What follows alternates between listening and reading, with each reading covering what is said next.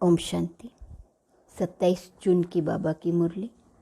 मीठे बच्चे, तुम सच्चे सच्चे रूहानी ब्राह्मण नई दुनिया की स्थापना के निमित्त हो। तुम्हें अपना अश्व इस यज्ञ में स्वाहा करना है। प्रश्न, अवस्था को स्थायी अर्थात एक रस अचल बनाने का साधन क्या है? उत्तर, अवस्था स्थायी तब बनेगी जब निरंतर योग में रहेंगे। योग टूटता तब है जब किसी में ममत्व है। इसलिए नष्ट मोह बनो, बुद्धि को पवित्र बनाओ। ज्ञान की धारणा भी पवित्र बुद्धि में ही होती है।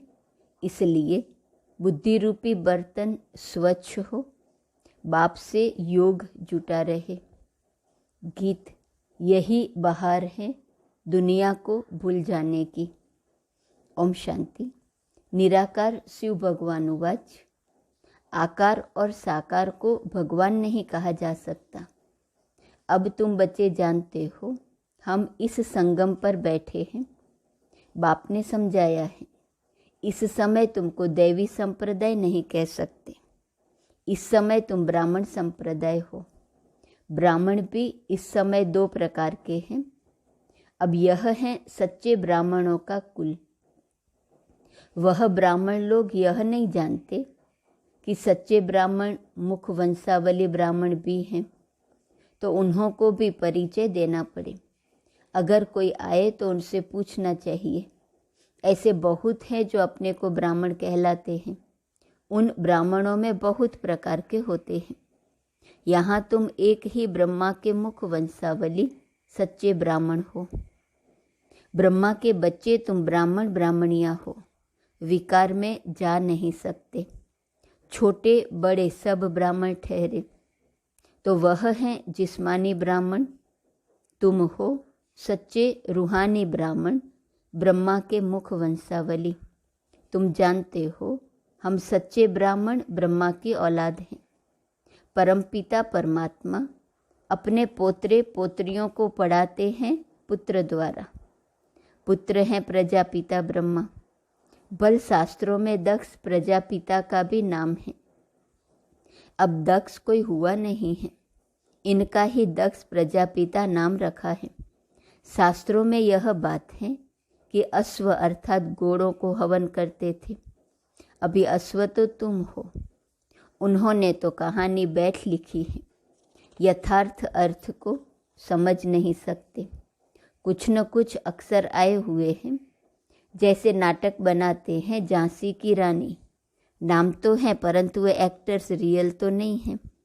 आर्टिफिशियल बैट बनाते हैं, अपने आदमियों को लश्कर के सिपाही बनाते हैं। कुछ न कुछ हैं जिसके फिर नाटक बनते हैं। जो पास्ट हो गया है उनके ही फिर नए एक्टर्स बनाकर पार्ट बजवाते हैं। तुम तो पार्ट सीखे हुए ही हो। ऑटोमेटिकली आत्मा में जो पार्ट नूंदा हुआ है वह प्ले हो रहा है। तुम अपने पार्ट को समझ गए हो। ब्रह्मा मुख वंशावली ब्राह्मण ब्राह्मणियाँ हैं। ऐसे नहीं रचना है ही नहीं उनको नया बनाते हैं। यह भी समझना है। मनुष्य समझते हैं महाप्रलय हुई, फिर पीपल के पत्ते पर सागर में बच्चा आया। ऐसे तो हो नहीं सकता। बाकी हाँ, बाबा नई सृष्टि रचते हैं तो पहले पहले बच्चे गर्भ महल में आते हैं। वह जैसे क्षीर सागर में है। यहाँ है गर्भ जल विषय सागर। बहुत सजाएं खाते हैं। यह बाप बैठ समझाते हैं। इसका नाम ही है सहज राजयोग। तुम हो ही देवी देवता धर्म वाले। तुम पुरुषार्थ कर राजाओं का राजा बनेंगे। लक्ष्मी नारायण भी वही होंगे। उनके 84 जन्म अब पूरे हुए। बाप समझाते हैं, कल्प पहले भी तुम ही थे। कोई भी आते हैं तो बाप उनसे पूछते हैं, आगे कभी मिले हो? कहते हैं, हाँ बाबा, 5000 वर्ष पहले भी मिले थे। कल्प कल्प कल्प के संगम युगे मिलते आए हैं, मिलते रहेंगे, अंत नहीं होती। यह बना बनाया ड्रामा है। बाप कहते हैं मुझे भी पतित से पावन बनाने आना पड़ता है, बीच में आने का तो हमारा काम ही नहीं। मेरा नाम ही है पतित पावन। कहते हैं फिर से भारत को व सृष्टि को आकर पावन बनाओ। सृष्टि के आदि में भारत में देवी देवताओं का राज्य था। लॉन्ग लॉन्ग एगो कहते हैं ना, परंतु कब यह समझते नहीं। पुराने ते पुराने मनुष्य हुए देवी देवताएं। स्वर्ग की चीज़ें, महल, माड़ियाँ आदि दिखाते हैं ना। पुराने ते पुराने देवी देवताएं थे, जिनके सोने हीरे जवाहरों के महल थे। 5000 वर्ष की बात है। इससे पुरानी चीज़ कोई होती ही नहीं। पुराने ते पुराने लक्ष्मी नारायण भी नहीं। राधे कृष्ण है पुराने ते पुराने। लक्ष्मी नारायण से भी पहले तो राधे कृष्ण है न। श्री कृष्ण है स्वर्ग का पहला बच्चा। आत्मा भी प्योर, शरीर भी प्योर, नंबर 1। मुख्य प्रिंस प्रिंसेस है न। बाप कहते हैं मैं एक मुसाफिर हूँ। कहाँ का मुसाफिर? तुम जानते हो, परम धाम अथवा निर्वाण धाम का मुसाफिर। मुसाफिर तो आत्मा ही है। मैं आत्मा एवर प्योर हूँ। फिर तुम हो मेरी सजनिया। तुम काली हो गई हो। अब हम तुम्हारी आत्मा को गोरा बनाते हैं, खाद निकालते हैं। एक मुसाफिर तुम सबको हसीन बनाते हैं। कैसा मोस्ट बिलव्ड मुसाफिर हैं। स्वर्ग में तो नेचुरल शोभा रहती है। कितने खूबसूरत देवताएं हैं। अभी तुम ब्राह्मणों का यह पुराना शरीर है। तुम हसीन से काली बन जाती हो। मैं मुसाफिर तुमको गोरा बनाता हूँ। मैं इस पुरानी काली सजनी में प्रवेश करता हूँ। इसमें आकर इनको और तुम सभी को गोरा बनाता हूँ। एक मुसाफिर आकर कितने को हसीन बनाते हैं। मुसाफिर का अर्थ भी तुम समझते हो। जब तुम श्रीमत पर चलते रहेंगे तब ही हसीन बनेंगे। तुम आत्मा में खाद पड़ने से काले बन गए हो। अब खाद कैसे निकले? मेरे साथ योग लगाने से। उसी योग अग्नि से खाद भस्म हो जाएंगी। यथार्थ बातें तुम समझते हो। बाप तुम्हें समझाते बहुत हैं, परंतु तुम भूल जाते हो, क्योंकि योग ठीक नहीं है, नष्ट मोहा नहीं बने हो।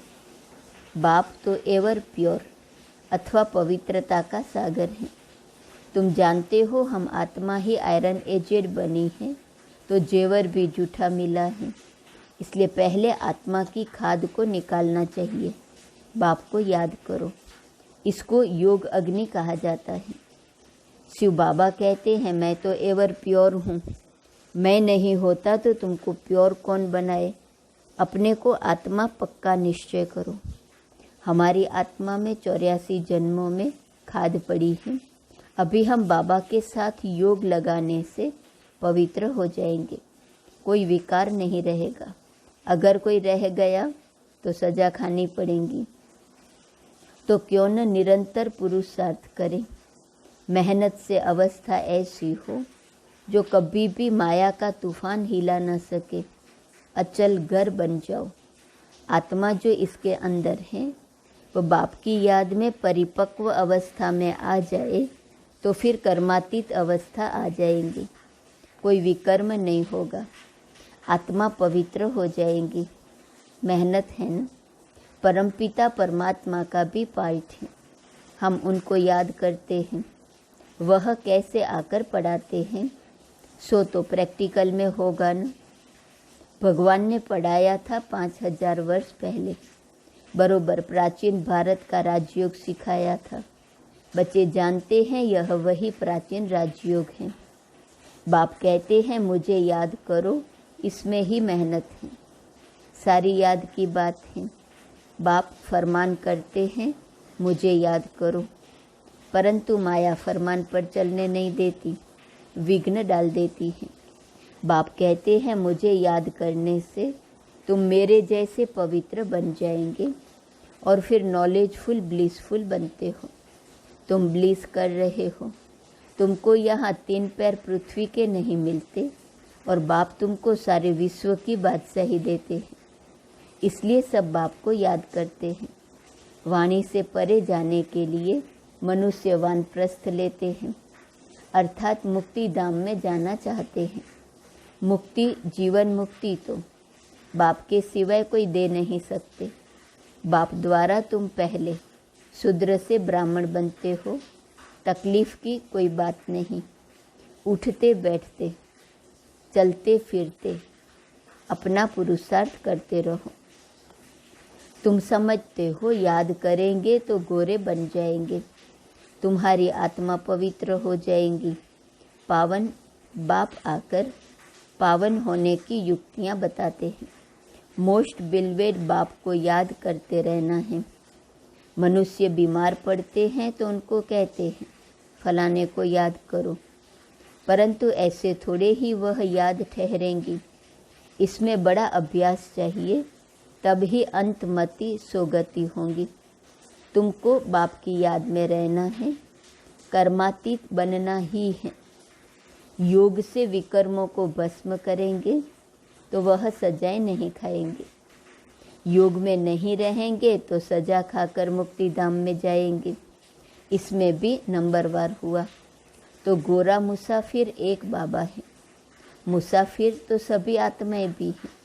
कितना दूर से आती हैं पाइट बजाने, जैसे वह एक्टर्स घर से आते हैं पाइट बजाने। यह रावण का पराया देश है ना। रावण ने पतित बनाया है, मैं फिर पतित को पावन बनाए साथ ले जाऊंगा। कोई गुरु को अथाह फॉलोअर्स होते हैं, लेकिन वह तो साथ ले नहीं जाते हैं और न खुद ही जाते हैं, रास्ता ही नहीं जानते। ज्योति ज्योत में तो कोई समाते नहीं। आत्मा इमॉर्टल है, टुकड़ा टुकड़ा नहीं होती है। शरीर मरता है, जलता है, आपघात भी करते हैं। एक दो में कुछ हुआ, आस पूरी न हुई तो दोनों मिलकर डूब मरते हैं। उनको जीवघाती महापापी कहा जाता है, आत्मघाती नहीं। शरीर का विनाश होता है तो जितना बाप को याद करेंगे उतना धारणा होंगी।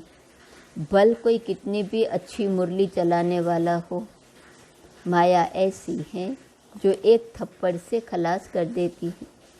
उनकी बॉक्सिंग चलती रहती है।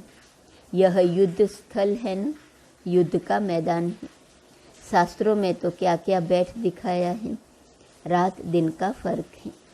इस समय के लिए कहा जाता है ज्ञान प्रायः लोप हो गया है, देवी देवता धर्म प्रायः लोप हो गया है, बाकी जड़ चित्र रहे हैं। तुम शिव के मंदिर में जाएंगे तो जट कहेंगे यह शिव बाबा का मंदिर है। ब्रह्मा के मंदिर में जाएंगे तो कहेंगे यह दादा का है। यह जगत अम्बा मम्मा का मंदिर है। नीचे राजयोग की तपस्या कर रहे हैं और ऊपर वैकुंठ का यादगार है। नहीं तो भला कहाँ दिखावे। कोई मरता है तो कहते हैं यह तो वैकुंठ गया, तो उन्होंने वैकुंठ ऊपर में बना दिया है। यादगार ड्रामा अनुसार पूरा है। बाबा और मम्मा कामधेनु बैठी हैं, उन्होंने फिर गौ समझ लिया है। गौ को फकीर लोग लेकर निकलते हैं तो यह है कामधेनु और कपिल देव। कपिल देव पास कामधेनु रहती थी। कहानियाँ तो बहुत हैं। शिव बाबा कहते हैं हम मुसाफिर हैं। यह ब्रह्मा ऐसे नहीं कहेंगे। शिव बाबा कहते हम एवर प्योर मुसाफिर हैं। यह है अपवित्र विकारी दुनिया, वह है निर्विकारी दुनिया। यह बना बनाया ड्रामा है, बाप बैठ समझाते हैं। दुनिया में कोई नहीं जानते। आत्माएं हैं निराकारी दुनिया में रहने वाली, यहाँ आती हैं पाइट बजाने। कर्म क्षेत्र है। परमधाम को कर्म क्षेत्र नहीं कहेंगे, इसको नाटक कहते हैं। भारत हीरे तुल्य और कौड़ी तुल्य बनता है। भारत के ही वर्ण हैं ब्राह्मण, देवता, क्षत्रिय, वैश्य, शूद्र वर्ण। इनमें ही 84 जन्म पूरे होते हैं। सब धर्मों के 84 जन्म नहीं होते हैं। कितनी बातें मीठे मीठे सिकीलदे बच्चों को समझाते हैं। बच्चे जानते हैं कल्प कल्प पढ़ते आए, पुरुषार्थ अनुसार ही ट्रांसफ़र होंगे। जैसे स्कूलों में ट्रांसफ़र होते हैं ना, तुम भी नंबरवार जाकर राजाई करते हो। सिर्फ बाप का बन बाप को याद करो। बाप को तो घड़ी घड़ी याद करो, नहीं तो विकर्म विनाश कैसे होंगे। घड़ी घड़ी अपने से बातें करनी है। हम आत्मा तो इमॉर्टल हैं। बाबा ने फरमान किया है, मुझे याद करो तो विकर्म विनाश होंगे। याद नहीं करेंगे तो विकर्म विनाश नहीं होंगे, पद भी ऊंच नहीं मिलेगा। अच्छा, मीठे मीठे सिकीलदे बच्चों प्रति माता पिता बाप दादा का याद प्यार और गुड मॉर्निंग। रूहानी बाप की रूहानी बच्चों को नमस्ते। रूहानी बच्चों की रूहानी बाप को नमस्ते नमस्ते नमस्ते। धारणा के लिए मुख्य सार। पहली पॉइंट, योग अग्नि से विकर्मों की खाद भस्म कर गोरा बनना है। पवित्र बन सभी पर पवित्रता की ब्लिस करनी है। दूसरी पॉइंट, स्वयं को ऐसा अचल घर बनाना है जो कोई भी विकर्म न हो। याद की मेहनत से अपनी अवस्था परिपक्व बनानी है। वरदान, स्वयं को अवतरित हुए अवतार समझ सदा ऊंची स्थिति में रहने वाले अर्श निवासी फरिश्ता भव।